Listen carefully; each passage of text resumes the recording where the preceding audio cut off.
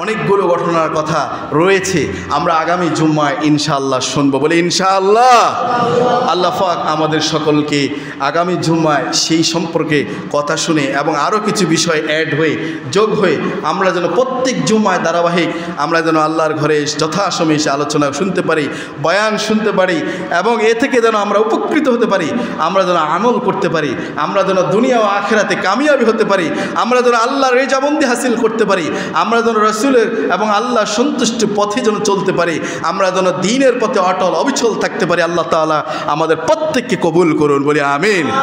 আর তার সাথে সাথে আমি আপনাদেরকে আবারও আহ্বান করতে চাই, মুহররম একটি মাস, আজকে নতুন একটি বছর শুরু হয়েছে, তারপর যুলকদ মাস, যুলহজ মাস, রজব মাস, 4টি সম্মানিত মাসে অত্যাচার নির্যাতনের কথা বিশেষভাবে আপনাকে নিষেধ করা হয়েছে।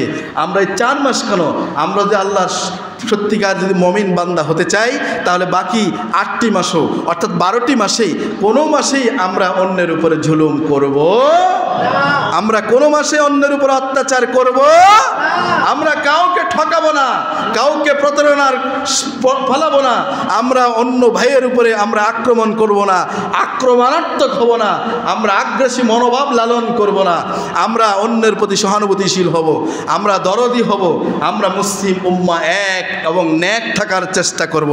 আল্লাহ পাক আমাদের উপরে রহম দান করুন, বলে আমিন। আমা তৌফিক ইল্লা বিল্লাহ। আসসালামু আলাইকুম ওয়া রাহমাতুল্লাহি ওয়া বারাকাতুহু।